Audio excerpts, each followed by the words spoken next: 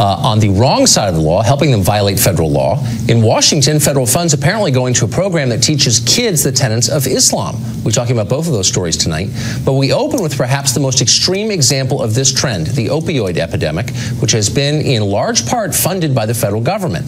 And you'd think there would be bipartisan support to do something about that, but it doesn't appear to be the case. President Trump signed an executive order today that is intended to combat this crisis. Heroin use has quintupled in the past 15 years, and overdoses on that and related drugs have killed more than 30,000 people in the last year. That's more than 10 9/11s in a single year and more than 4 times the deaths in Iraq and Afghanistan combined. Congressman Tim Ryan represents Ohio, the Mahoning Valley, a place that has been devastated by opioid abuse. He says the president's order doesn't do enough. Can Republicans and Democrats come together to do more, or if the two parties only agree on gridlock? Congressman Ryan joins us tonight. Congressman, thanks for coming on. Thanks for having me. So the president says we need to take this seriously. That's not something you have heard very much from national leaders in the past 8 years. Why is this bad? Well, it's just not enough. We don't need another commission. We need money to make investments into this problem. The Surgeon General just had a report. We just passed a big comprehensive bill on this. We don't need another commission. We know what the problem is. The problem in large part is pharmacies. And places that have, and there are interactive maps that show this, that have pharmacies prescribing a lot of opioid prescriptions have, not surprisingly, massive addiction problems. Now, this is not the case in the rest of the world. A lot of countries, pharmacies are not allowed to prescribe opioids. You have to go to your doctor in a hospital for that. Why doesn't Congress just pass a law tomorrow ending that? And that would do a lot to solve the problem. Why aren't they doing that? I think that's a great idea. I think you have to do both. You have to do the prevention, treatment, and all of that stuff.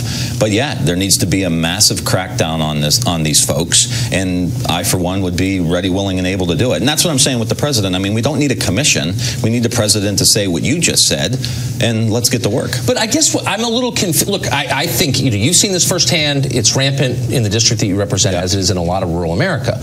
I don't understand how Democrats are saying, well, taking away Obamacare funding would make this situation worse. This problem has flowered under the 7 years of Obamacare so far. So whatever that program is doing, it's clearly not stopping this problem, is it? Well, the Trump care provisions were to get rid of the essential benefits package that we put into Obamacare. The essential benefits package included mental health and substance abuse coverage. Right. So if that goes away, that person in Trumbull County, Ohio, if they want to get clean and they can't afford it, or they're on the Medicaid program and then they go to get treatment, they're out of luck. Okay, I'm not against treatment. I think it's great. But you know as well as I that with opioid addiction, which is a physical addiction in addition to a psychological addiction, the relapse rate is really high, no matter what the program is. Yeah. So maybe job one would be preventing this from happening in the first place. So Purdue Pharma is the main producer of the main drug at the center of this, OxyContin. It's a massive company. The Sackler family, which owns it wholly, is one of the richest families in the world. And yet, they're donors to both parties, big donors to the Clintons, the Clinton Foundation. I don't hear any politician standing up and saying to them, what are you doing profiting from this? Why not? Well, I think that's a piece of it, but it's not the whole thing. And, why hasn't anyone done that in the last 8 years? We need to be clearer on the fact that we're prescribing too much.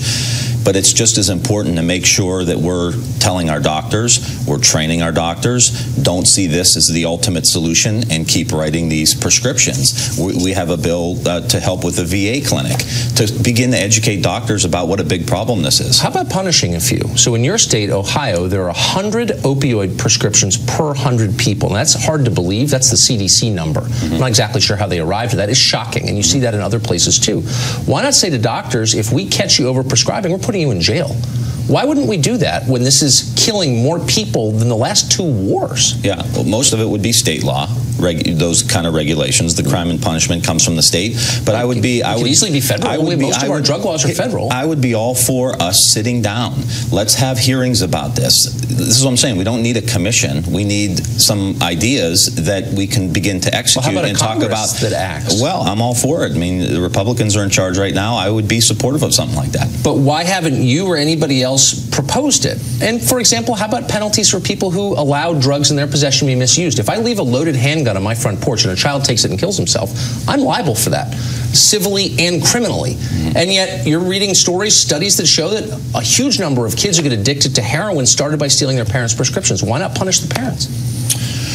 Well, I mean, sometimes the parents may actually have a problem that they are utilizing the prescription. That's why a lot of this can be education, and I think we need to focus on education of parents, of kids. There needs to be a massive public relations campaign, especially for young kids, not necessarily dealing with the painkillers, but you hear these kids having these pill parties. We've got to make sure these kids understand that just trying this stuff once can get you addicted and kill you. Is there a single person who doesn't know that about heroin? Is there one? Is there a single addict who cares about a public relations campaign? Well, I think once you're addicted, that's a whole different. Exactly. That's a whole different ballgame. I'm talking about young kids. No, of course, a lot of young kids don't know.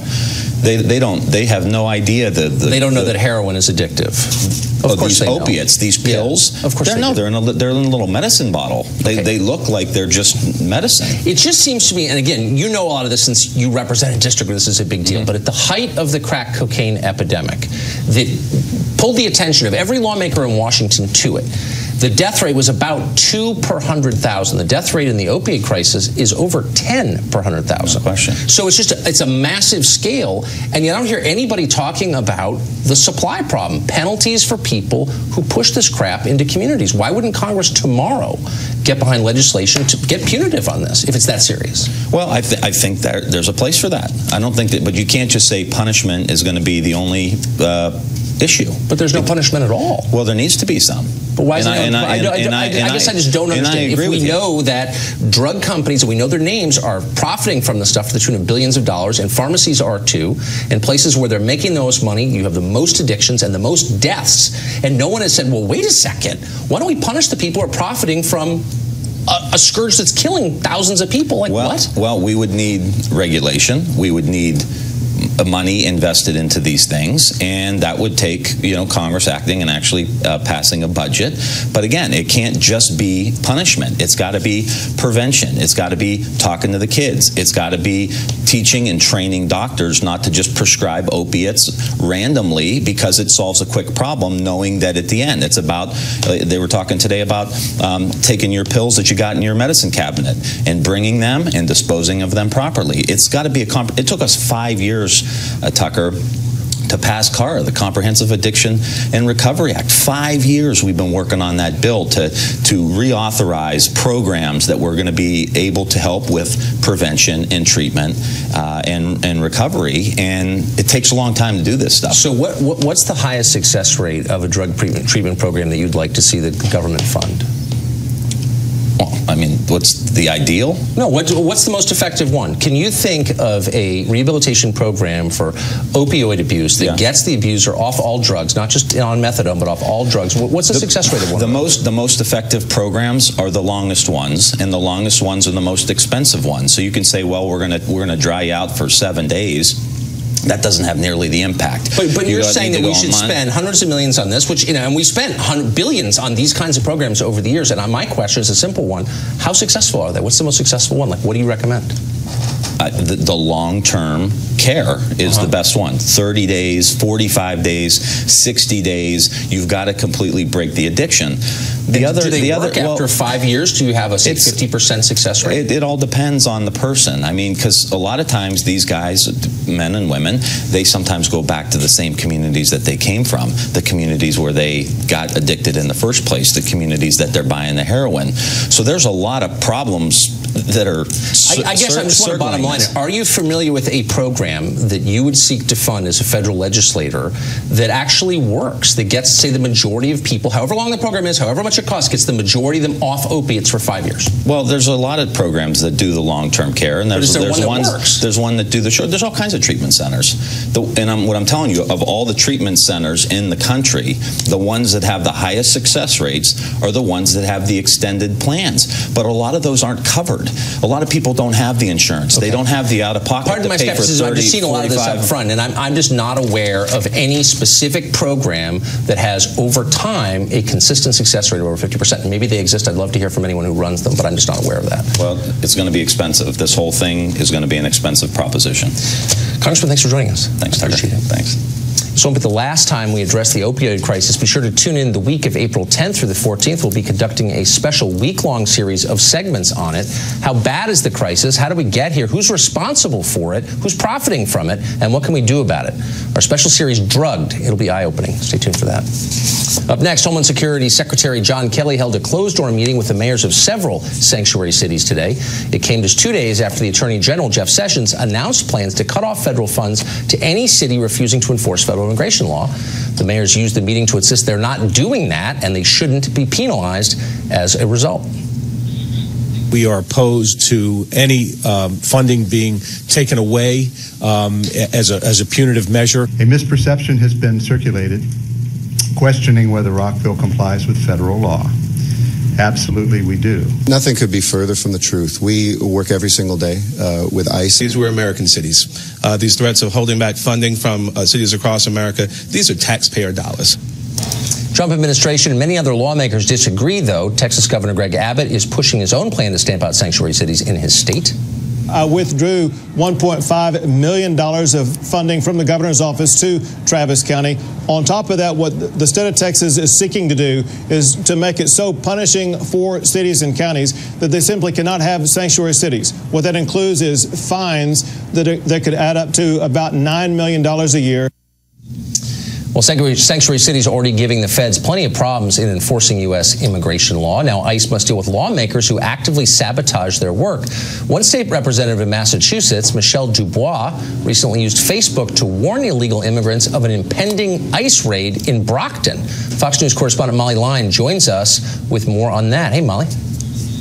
Hey, good evening, Tucker. You're absolutely right. The state lawmaker, she is facing considerable backlash here in the community after putting this posting out on Facebook, essentially warning undocumented immigrants in the community of a rumored raid that would be taking place by federal immigration officials. The representative, Michelle Dubois, a Democrat from Brockton, published this post on Tuesday. She claimed she got word of this impending raid from a friend in the Latin community that U.S. Immigration and Customs Enforcement would be in the city on Wednesday, today. She advised that if you are undocumented, don't go out on the street. If there is a knock on the door of your house and you don't know who it is, don't open the door. I ask you to be careful. Now, she's pushed back against any notion that she has taken this too far. To see the issue with spreading a rumor? No, I don't. It's information in my community. Do you see how this could be also construed as fear-mongering if you didn't have it confirmed that ICE? Why not? I just don't. I've read my statement. Local and federal law enforcement were quick to denounce Du Bois's action, including the sheriff of Bristol County, known for his very hardline stance on illegal immigration. Sheriff Thomas Hodgson, who had recently testified before Congress on Capitol Hill, called for the leaders of so-called sanctuary cities to be arrested. He believes that Dubois betrayed her constituents. To have chosen consciously to violate her oath and put more interest in protecting illegals, potentially criminal, well, certainly criminal illegals if ICE were involved in this initiative, over the safety of her citizens that put her there, she needs to step down. A spokesman for ICE released a statement denying the agency conducts random sweeps or raids, writing, "Any person who actively incites panic or fear of law enforcement is doing a disservice to the community, endangering public safety and the very people they claim to support and represent." Now, Dubois' harshest critics have argued that she may have violated federal immigration law or actually interfered with law enforcement. And while she has some support within the immigration community, the leader of one of the region's biggest umbrella organizations that represents immigrants here in the community called her actions irresponsible. Tucker? You think? Molly Line, thanks a lot for joining us tonight. One additional thought on this, in the matter of Representative Dubois. This is a woman elected to craft the laws, yet apparently she thinks so little of those laws that she actively encourages people to defy and ignore them. That's not just ironic, it's reckless. We live in a society built on the expectation that good people are going to follow the rules and that those who don't will be punished. The rule of law. It's not just something that Superman upholds, it's a real concept with meaning. It's what makes it possible to have a bank account or eat and take medicine without fear of being poisoned, or for that matter, to live without armed guards. Undermine it, and at some point, civilization starts to fall apart. Democrats like Representative Dubois are playing a pretty dangerous game, actually. How long before the other side responds in kind on behalf of their preferred causes? What if a Republican state attorney general announced he didn't like federal gun laws and decided to stop prosecuting violations of them? What if President Trump unilaterally cut taxes by announcing the IRS just wouldn't investigate or punish tax evasion below a certain level? And it might get crazier from there. Domestic terrorists like Bill Ayers have long been heroes on the left, lionized. What if a Republican governor refused to provide police protection for abortion clinics or granted pardons to those who blew them up? In other words, what would happen if Republicans started acting like Democrats and behaving as if laws don't matter? The country wouldn't last long, that's for sure. Well, up next, the head of a Christian group says the Department of Education is illegally funding a program that teaches Islam to kids. You'll be here next. Plus, honest blue-collar labor is being shoved aside in this country in favor of pushing paper. The great Mike Rowe joins us to discuss his efforts to promote actual work that pays. Stay tuned. Well, the First Amendment prohibits the establishment of a state religion in this country. Of course, these days that law is usually used to stop prayers at football games and other dangerous expressions of faith like that.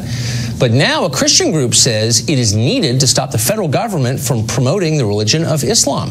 According to the Christian Action Network, the Department of Education is funding educational materials about Islam distributed by PBS that are just thinly veiled propaganda for the faith of Muhammad, peace be upon him. The Department of Education spokesman told us the department does not fund nor encourage the use of particular curriculum. One wonders what exactly they do, and instead that's a strictly state and local issue. However, the PBS website clearly states that classroom lessons are funded by the Department of Education. We pointed that out to the Education Department. We're still waiting for a response from them. Martin Moyer is the founder of the Christian Action Network, and he joins us tonight. Martin, thanks for coming on. So explain how you believe the Department of Education is funding pro-Islamic propaganda. What are they doing exactly? Well, first of all, if you go to the PBS Learning Media website and pull up the Islamic education programs, they have the Department of Education seal on it, and it says funded by the Department of Education. So we took a look at these various programs that are available for the public schools, and we were quite frankly shocked at some of the lesson plans that students have to achieve in the classroom. For instance, teachers are expected to ask their students, what does a Muslim prayer sound like? What do Muslim prayer movements look like? What are some of the things that Muslims say when they are praying? And you have to ask yourself a question. Why does the federal government find it necessary that our kids, grades 5 through 12, know what a Muslim prayer sounds like? As a matter of fact, what would the proper answer to that be? How can a teacher grade a student on these type of questions? But that's not all, Tucker. Students are also given a worksheet, and on that worksheet, they have verses from the Quran and the Hadith that they have to read. Then the student has to give the meaning of those verses. Then they have to explain how those verses are used in the everyday life of a Muslim. Can you imagine the outrage if students were given scripture from the New Testament and told they have to give the meaning, interpret that New Testament scripture, and explain how Christians use that scripture in their everyday life? Well, we know the ACLU would be outraged. They'd be running to the courthouse steps. They have a lawsuit in their hand, and they'd probably break a leg trying to get up those steps fast enough. Well, that would not be diversity or whatever, so maybe that's the short answer for why this exists. But you've touched on my second question, which is there comparable instruction on other religions? Because you could make the case, and I think it's a fair one, that you want your kids to understand the great world religions, the Abrahamic faiths. Like, it's a historical fact that Islam has shaped the world, and like, you should know something about it. Is there a similar instruction on other religions? First of all, there is no similar education program by the DOE for any of the other major religions. But let's take a look at this. Let's say that there was. Should a school teacher in her position be grading students on how they interpret Quran, how they interpret the New Testament, how they would interpret the Old Testament? This goes way beyond what a school teacher's job is about. These are questions left up to theologians, to a priest, right, to a pastor, not a school teacher. The students are asked to watch all these videos funded by the Department of Education. And one of the videos, they are shown how to conduct a Muslim prayer, how to wash before praying, how to lay lay out a prayer rug. Why do children need to do this? This is a Sunday school class. This is what the Department of Education has put out for teachers to incorporate into their classroom. Got it. So last question. I mean, the mark of objective coverage is skepticism. Is there any skepticism in evidence of Islam? Is there any criticism of Islam's role in, I don't know, the slave trade or any historical event? Is there a critical distance from the topic, or is it just presented as something neutral or positive? No, it's definitely presented as positive. When children watch a video of a man that converted from Christianity to Islam, that's promoting Islam. When that same man looks those children in the eye and say, submit yourself to Allah because Allah is the one true God. And this is funded by the Department of Education for school use. This is no longer something that's comparing religions. No. This is violating the U.S. Constitution. Yeah, that's propaganda for sure. And not surprising. Again, diversity. Martin, thank you. You're quite welcome. Tonight. Kaiser Family Foundation just released new studies that estimate the percentage of live births in each state that are paid for by Medicaid, a program, of course, that exists to fund the health care of America's poorest citizens. If you remember a country with a strong and self-sufficient middle class, these are bracing numbers, so prepare yourself. Here's what they are. In 24 of the 50 states, at least half of all births are now paid for by Medicaid. That would include our 5 biggest states, California, Texas, Florida, New York, Illinois. So it's not just something that's happening in remote and isolated parts of the country. In the state of New Mexico, the number is 72% of all births paid for by Medicaid. It's almost unbelievable, and it's ominous. If children are our future, what does this mean for America's future? Good question. Up next, honest blue-collar labor can't even catch a break in the game of Monopoly. Mike Rowe here to tell us how that game has changed and how it reflects our changing values. Stay tuned. Ladies Badlands. Well, blue-collar workers cannot catch a break even in board games. 2 weeks ago, Hasbro announced that 3 tokens representing blue-collar labor will be disappearing from Monopoly boards. The wheelbarrow, the boot, and the thimble are out. They're replaced by a T-Rex, a penguin, and a rubber ducky. Mike Rowe is the former host of Dirty Jobs. He says he's, quote, deeply dismayed that honest labor is being denigrated in this country. To help fix that, he's launching a new scholarship venture to promote work that is not done in a cubicle. He joins us now. Hey, Mike. We've lost the thimble in favor of an overdressed avian. We've lost our wheelbarrow in favor of a child's toy, and we've lost the work boot in favor of a dead lizard. These are dark days, Tucker. Well, what is a wheelbarrow exactly, this implement you speak of? This crazy invention, if I understand it right, it's got the one wheel on it and a barrow. That's all the information I have. Is there a digital component to it? Yes, but it costs extra. But it's available for 3 easy payments, and you can have yours in various component parts in 2 weeks. The wheelbarrow app, I recognize that. It's made in China.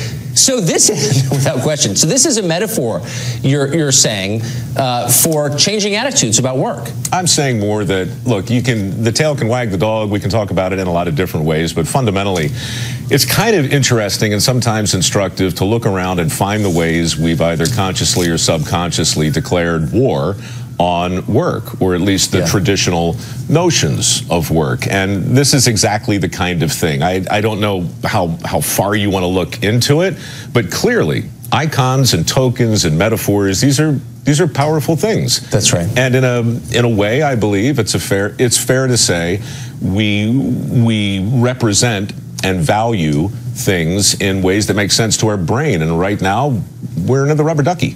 Yeah, a country that taxes work at twice the rate of investing is not encouraging work. So you've got these scholarships, the work ethic scholarships, and I was reading the application. This cracked me up. Here's part of it. You say you're asking applicants to sign a solemn oath not to become a lazy, self-entitled drone who blames others for their troubles and expects to be taken care of. Fair warning, not everyone's going to want to sign this. Is that a barrier to people? Now, that is a loose translation of the SWEAT pledge, which stands for skills and work ethic are not taboo. And the SWEAT pledge is, in fact, one of several things you have to agree to for a work ethic scholarship. And yes, the fact that we ask people to make an affirmative case for themselves, both in videotape and essay form, and the signing the SWEAT pledge and a few other things, makes it very difficult to give away $500,000, which is something we do every year at the foundation. And it's part of the reason I wanted to come on your show, because the money's there. And for people who want to learn a skill for a job that's actually in demand, it's something that you should know about it. And we've talked about it before, 5.6 million jobs available right now, most of which don't require a 4-year degree, and for whatever reason, people are not enthused by their existence. We're trying to remedy that. So you've made a living listening to people who don't get a hearing on the coasts. And it always raises in me, like, the question of, like, what do we know about the rest of the country if you live on the coast? There was this massive fire in the middle, thousands of square miles of land in Kansas and Oklahoma went up in flames. I didn't see that covered really anywhere. Did you? I didn't either, except on my Facebook page, where about 20,000 people asked me to please post about it. These are farmers in Texas and in Oklahoma and in parts of Colorado and Kansas that have literally spent most of last week shooting their cattle that have been maimed in these terrible fires. It's literally the Katrina of the high plains. And I learned about it from ranchers on my Facebook page, coincidentally on National Agriculture Day. And I posted about it. I just posted an old, Paul Harvey used to do a show, as you know, the rest of the story, but he also had a short essay called God Made a Farmer. And I just posted that on the page with a couple paragraphs saying, look, these people, their backs are against the wall right now, and I don't think the country gets it. And that thing was shared 175,000 times. It just makes me think, what aren't we connected to? And I think the answer, once again, is a whole lot of stuff in the middle. Yeah, like a lot of people dying of opioid ODs, and we're not paying any attention at all. You've got a podcast. Is it up already? Where can we find it? So what is it? It's called The Way I Heard It, and I spent most of last year just seeing if anybody cared about short stories written in that Paul Harvey kind of mystery way, and 50 million people have apparently downloaded or viewed the thing. So important people have called and said, you should do more. So we're doing more at micro.com/podcast, I guess. God, I just shamelessly plugged that right on your show, dude. I'm sorry. We're putting it on our Facebook page, but just answer the mystery now. Do you go up at the end an octave, as Paul Harvey did? Good day. I do not. I go down an octave because I'm my own man, Tucker. Good day. Right into the bass. That's like Bowser. That's fantastic. Micro, thank you. Thank you for all this. It's great to see you. Anytime. Good to see you again. Up next, the Republican Party couldn't pass an Obamacare repeal, but they could pass a law giving internet companies the power to sell your online history. Is this the end of privacy, assuming it still exists, or is it just the status quo? Our panel will debate that coming up. Wide. They say the Congress isn't doing much, but Republicans have just passed, and President Trump is expected to sign, a bill that repeals recently crafted regulations that barred internet service providers from selling their clients' browser history to other companies. Quite a few people are very upset about this, suggesting that everybody's porn habits will become a matter of public record. On the other hand, the law simply reverts to the status quo of last year and didn't actually go into effect. So has anything really changed? Robert McDowell is a former FCC commissioner and supports the move. Nuala O'Connor is president and CEO of the Center for Democracy and Technology and is appalled by it. They both join us now. First to you, Mr. McDowell, to critics who say, well, you know, you couldn't get Obamacare repealed, and the first major thing you do is make it legal for internet service providers to sell my browser history commercially? Like, how is that on your priority list? What is that? Well, first of all, that's up to Congress. But first of all, thanks so much for having me. Congrats on your show and all your success. Thanks. I'm talking to you from Anchorage, Alaska, at the Faulkner's house right before a great salmon dinner. But anyway, on our way to that dinner, it does revert back to the old law. You have to keep in mind that the FCC acted in February of 2016 to classify internet service providers as phone companies under something called Title II, the Communications Act 1934. And from that time until last October, the world didn't end in privacy, right? So there are other laws already on the books, both federal and state, that regulators and consumer advocates have in their quiver of legal arrows to launch internet service providers who might misbehave. But all the major internet service providers have already come out with standards of conduct. They all have terms of service. If they were to violate those terms of service or contracts, there would be massive class action lawsuits. The FCC and the FTC, Federal Trade Commission, have come out with a joint statement back on March 1st saying they would vigilantly protect consumer privacy in this realm. So there's a lot going on here. It's very complex. It's not well, quite. I know that it is complex, but it does get to some basic human fears about what others are seeing without our knowledge. But I think Mr. McDowell makes a couple interesting points. One, there's pretty effective self-policing already in place, and two, this is the status quo. I mean, this never even went into effect. Nothing has changed. So why are we so spun up about this? Well, the result of this week's action means that there's really no cop on the beat, as it refers to internet service providers, which are the companies that allow all of the internet access into your house. And what that means for the world we're living in today is not just your internet surfing habits, your television watching habits, your telephone calls, everything that happens on or in the internet world, in your home, in the privacy of your own home with your family, your kids, your dogs. That's all going to be known by one company. That's a little different than the other internet companies that we've been talking about. And we're obviously concerned about your privacy and your data being used and misused. It's not just all the data that's being collected about you, it's all the decisions that are going to be made about you based on that data, both by that company and what they share and sell with other companies and with future holders of that information, and limiting your worldview and limiting what you see online and what information you get, what opportunities for advancement you get in your life. So there's some serious repercussions. Well, you could keep yourself up at night worrying about that. So, Robert McDowell, here's what bothers me, is you don't have a choice of internet service providers. They negotiate with the town you live in to provide this to you. Mostly you don't really have a choice. And again, they're under government contract. Why is it bad to say to them, for the government to say to them, no, you can't misuse the private data that you collect? Well, first of all, you do have a choice of internet service providers. You have mobile broadband being the fastest growing segment of the internet market. So you do have a choice, and it covers a lot of ISPs. But you had two standards when the Federal Communications Commission acted last October, created two standards, one for internet service providers, and then there's another standard by the Federal Trade Commission for the rest of the world, which became confusing to consumers. Tucker, you're very intelligent, you're well-read. You don't know what companies have on you, which companies have what data on you, and nor do I. And so what you have the Federal Trade Commission and the Federal Communications Commission chairman saying right now is they want one standard to protect consumer privacy. And again, from February of 2016 or 2015 until October of 2016, the world did not end in terms of privacy, and you had what we have today after the CRA. So they are going to march forward. They're going to come up with harmonized rules to protect consumers. And the world really is not going to end from a privacy perspective. It's confusing, but if an internet service provider were to start to breach their agreements and breach federal and state law, there'll be an avalanche of lawsuits from trial lawyers and others, as well as government agencies, state attorneys general, the Attorney General of the United States, for all we know. Those will be the only suits I support, I have to say. So Nuala, quickly, the concern about internet service providers having too much power, I understand. But people seem way less concerned about, say, Google, which seems to run the world, and people presume their decency.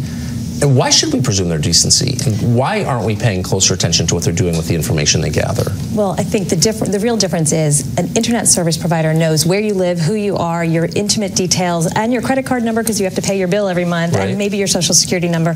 As we were talking Google about, doesn't have that info. I think not they necessarily. do. I mean, you can do anonymous searching online on search engines. You can choose which social media sites you go on. With your internet service provider, you really don't have a choice today. In today's world, and there's so much, Rob and I agree on harmonization and fairness to companies and to consumers. But in the world we live in today, most Americans have a choice of exactly one company to provide their internet service. So they don't have the bargaining power. Can we trust anonymous searching? I mean, is there a place you can go that actually protects your privacy? Sure, absolutely. And at CDT, come to cdt.org and learn about all the VPNs and all the great services you can use. There's always Tor. But I don't want to burden the consumers by having to really do that search. No, I think it's worth being burdened. And by the way, put some tape over the camera on your iPad. Absolutely. Robert, just kidding. Thank you both. Up next, one professor tore down posters commemorating 9/11. Another struck a student, physically hit him for opposing him at a protest. Now, one group is putting them on a watch list so students can be warned. The leader of that group joins us in a minute.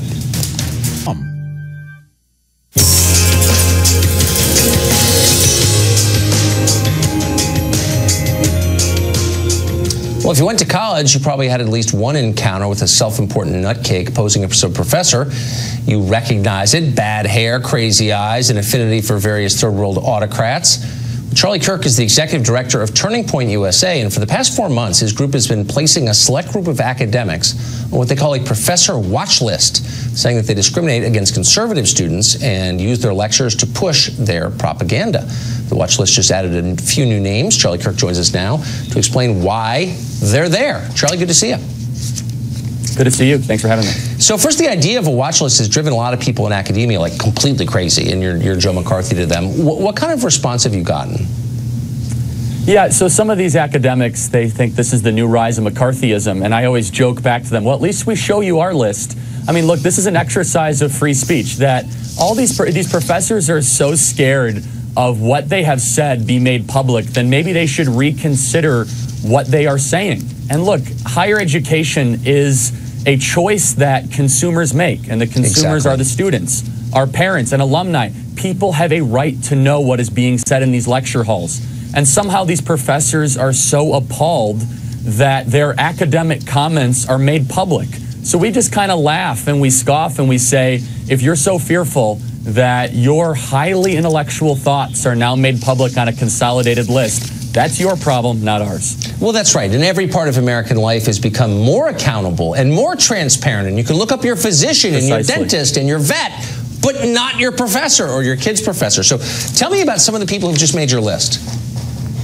Yeah, so one of my favorites is a professor at Saddleback College who famously this last September was so appalled and so offended by seeing 9/11 memorial posters. Margot Lovett, she decided to tear them down because she just did not believe that these posters should be placed throughout campus. And some more research showed that she actually, in 2001, agreed that the U.S. is partly to blame for 9/11. So think about that. You're a student or you're an alumni, you're a donor giving money to Saddleback College. Is that really what you want your donation to go towards? No. Professors that feel so offended by 9/11 memorial posters being, placed on your campus. Another professor that we have was a professor at Cal State Fullerton who physically assaulted a Trump supporting student because he disagreed with them. And look, and this is something that you cover a lot. The left hates the idea that there are other ideas. And the left has been controlling academia for far too long. And we are a student movement being a watchdog and putting them on notice. There's also a high degree of emotional incontinence among professors. Some of these people can't control themselves. And when confronted with things they don't agree with, incredible. They don't make a counter argument. They lose control of themselves. It's really interesting. It's almost childlike, I would say. So there's a Harvard professor called Danielle Allen. Tell us about her.